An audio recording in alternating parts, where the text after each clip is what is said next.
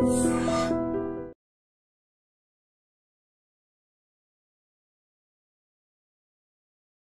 Guys, welcome to I dream secrets of healthy life style with చాణక్యలో. ఈరోజు మనం తెలుసుకోబోయే టాపిక్ ఏదైనా ఉందంటే అది గ్యాస్ట్రిక్ ఇష్యూస్ గురించి.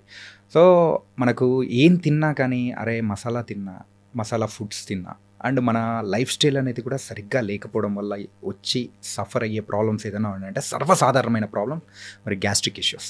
మరి ఈ గ్యాస్ట్రిక్ ఇష్యూస్ కానీ అండ్ గాల్ బ్లాడర్ ఇలా బోల్డెన్ని వాటి గురించి కూడా మనతో పాటు ఈరోజు డిస్కస్ చేయడానికి రవికాంత్ కొంగర గారు ఉన్నారు. అండ్ గ్యాస్ట్రోఎంట్రాలజిస్ట్ అలాగే బెరియాట్రిక్ సర్జన్ కూడా.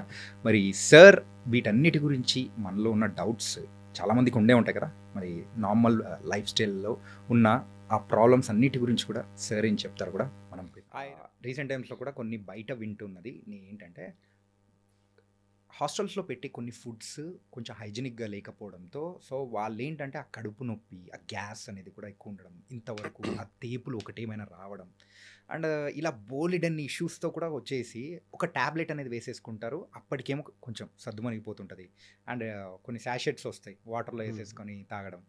సో ఇది రెగ్యులర్గా చేస్తూ ఉన్నారనుకోండి, ఎక్కువ డ్యామేజెస్ అయ్యే అవకాశాలు ఉంటాయంటారా?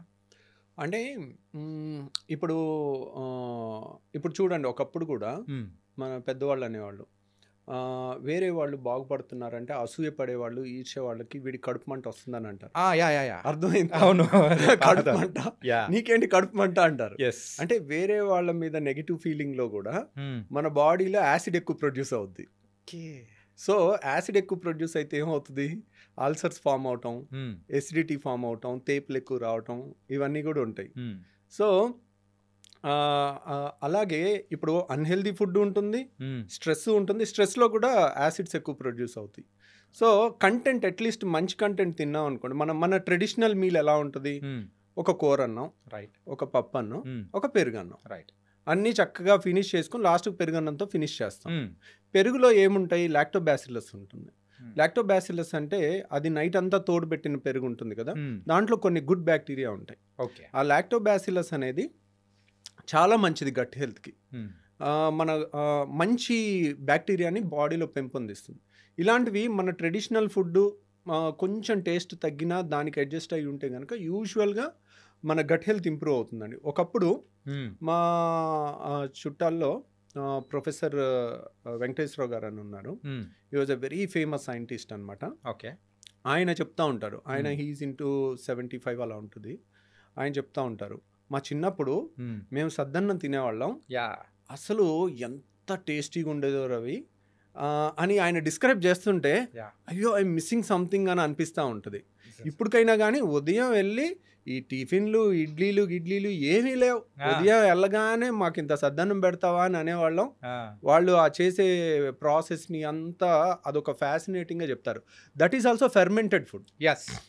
నైట్ పెట్టేసి అండ్ మార్నింగ్ తినడం. ఎప్పుడైతే ఫెర్మెంట్ చేస్తామో, ఇప్పుడు చూడండి దోశ పిండి ఉంటుంది, మీరు ఈ రోజు రుబ్బి ఈ రోజు దోశ ఏంటి టేస్ట్ ఉండదు. అవును, దాన్ని 1 or 2 days మినిమం పులిస్తేనే దాని టేస్ట్ ఉంటుంది.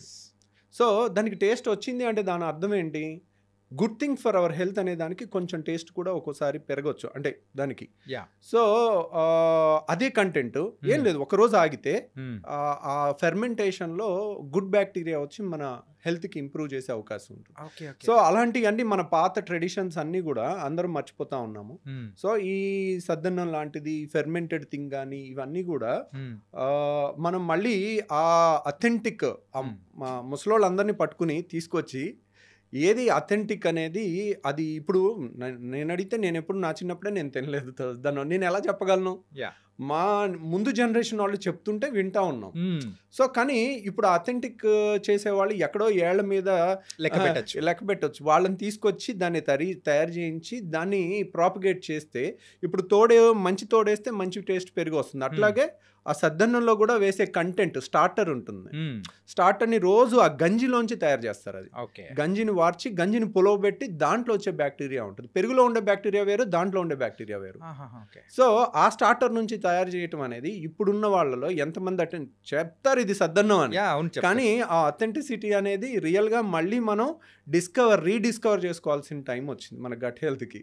ఆ టేస్ట్ ని కూడా మిస్ అవ్వకుండా వాళ్ళు ఇప్పటికీ ఆయన చెప్తూ ఉంటే ఆయన ఫేస్ లో ఆ ఎక్సైట్మెంట్, మా మా చిన్నప్పుడు ఇలా తినేవాళ్ళం, సద్దన్నం పెడితే ఎంత ఆనందంగా తినేవాళ్ళం అని చెప్తా ఉండేవారు. సింపుల్గా మన ఇమాజినేషన్లోకి వెళ్తున్నాం, ఆ తింటున్న ఫీలింగ్ ఆ ఫీలింగ్ అనేది వచ్చేస్తూ ఉంటుంది. ఓకే సార్, ఈ ఫుడ్స్ విషయానికి వచ్చాం కాబట్టి ఫుడ్స్ విషయంలో మెయిన్గా మన హైదరాబాద్ డిసీస్ అనే కాదు, ఇప్పుడు ప్రజెంట్ ఉన్న ట్రెడిషన్ ప్రకారం అయితే అందరూ కూడా biryani is very common thing. బిర్యానీలో లాట్ ఆఫ్ మసాలాస్ అన్నీ ఉంటాయి. దాంతోపాటు కాంబినేషన్గా ఒక బ్లాక్ కూల్ డ్రింక్ అనేది కూడా యూస్ అంటే తాగుతూ ఉండే అవకాశాలు అనేది కూడా ఎక్కువ ఉంటుంది. ఈ రెండింటి కాంబినేషన్ సో మన గట్ హెల్త్కి ఏమైనా ప్రాబ్లం తెస్తుందా? సో బిర్యానీస్ వల్ల మన ప్రాబ్లం తెస్తుందా అంటే యూజువల్గా వన్స్ ఇన్ ఎ వీక్ తిన్నాం అనుకోండి, ఓకే, ఇట్స్ ఓకే. బట్ బిర్యానీని కూడా ఇంట్లో మంచిగా చేసుకుని కూడా చాలా బాగా కుక్ చేసుకుని కూడా తినొచ్చు. ప్లస్ కూల్ డ్రింక్ అనేది కూడా once in a week is okay. So కానీ cool drink can destroy somebody's life. కొంతమంది పిల్లలు ఏంటంటే ఫ్రిడ్జ్లో 2 లీటర్ కూల్ డ్రింక్ బాటిల్ తెచ్చి పెట్టుకుని మంచినీళ్ళు తాగినట్టు తాగుతున్నారు. వాళ్ళు అసలు that is very destructive thing అనమాట. Cool drinks are not good, more dangerous than alcohol నేను చెప్తాను. కూల్ డ్రింక్స్ ఎక్కువ తాగటం. Okay. So it has not because of gas, gas వల్ల కాదు. Gas is very good. Gas ఏముంటుంది దాంట్లో ఉండేది కార్బన్ డైఆక్సైడ్. కార్బన్ డైఆక్సైడ్ తాగామనుకోండి వెంటనే తేపు వచ్చేస్తుంది, లేదంటే కరిగిపోతేనేమో కరిగిపోయినా కానీ గాల్లో మనం ఆక్సిజన్ కన్నా కార్బన్ డైఆక్సైడ్ 20 times ఫాస్ట్గా బాడీలోకి వెళ్తుంది. అలాగే 20 times ఫాస్ట్గా బ్రీతింగ్లోంచి బయటకు వచ్చేస్తుంది. So 20 times faster diffusion. కాబట్టి మనకి carbon dioxide is not unhealthy. But ఆ కూల్ డ్రింక్లో ఒక కోకా-కోలా గ్లాస్లో 16 ప్యాకెట్ల షుగర్ ఉంటుంది. 16 ప్యాకెట్ల షుగర్. మీరు కోకా-కోలా సీఈఓని ఇంటర్వ్యూ చేసింది ఉంది, మీరు కావాలంటే యూట్యూబ్లో చూడొచ్చు. కోకా-కోలా సీఈఓని మన సినిమా హాల్లో తీసుకునే ఈ సైజు కూల్ డ్రింక్ గ్లాస్ ఉంటుంది. ఈ గ్లాస్లో ఎన్ని ప్యాకెట్ షుగర్ ఉంటుంది అని అంటే 16 ప్యాకెట్ల షుగర్. 5 స్టార్ హోటల్లో మనం టీ కలుపుకునేటప్పుడు ఇస్తారు చూడండి, అలాంటి 16 ప్యాకెట్లు మినిమం షుగర్ ఉంటుంది. సార్ ఒక చెంచా మనము షుగర్ వేసుకుంటేనే కాఫీలో అరే ఎక్కువ అయిపోయిందని చెప్పేసి అని అనుకుంటుంటాము.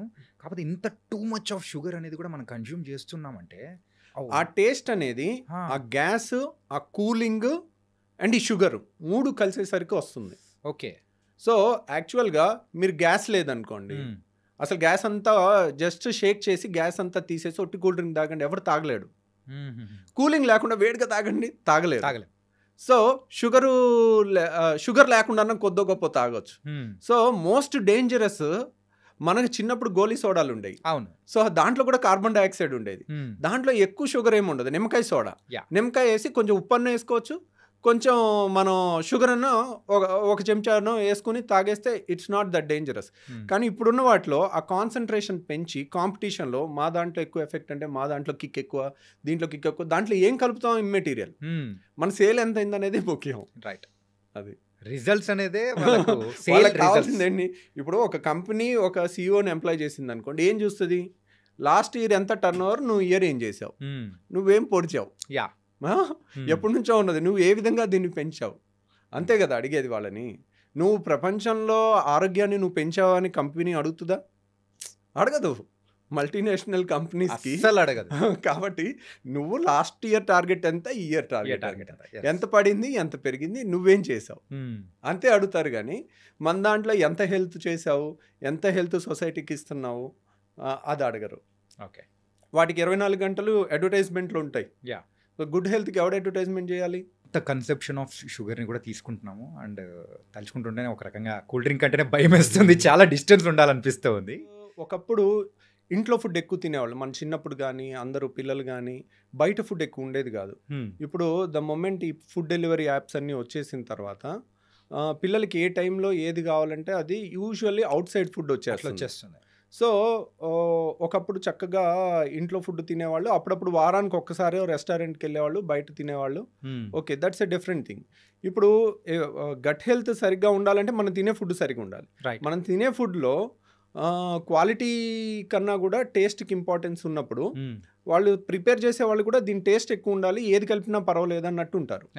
సో ఆబ్వియస్లీ వాళ్ళకి వాళ్ళ సేల్ ఇంపార్టెంట్, రైట్. వాళ్ళకి మన health is not important. But ఇంట్లో మన మదర్ ప్రిపేర్ చేశారనుకోండి, వాళ్ళకి టాప్ ప్రియారిటీ ఏముంటుంది, మన హెల్త్ బాగుండాలి, కొంత టేస్ట్ ఉండాలని 2 ఉంటాయి. ఆ ప్రేమ అనేది ఉంటుంది, వీళ్ళ ఆరోగ్యం అనేది ఉంటుంది. అది అవుట్ సైడ్ ఫుడ్ డెలివరీ యాప్స్లో అది ఉండదు.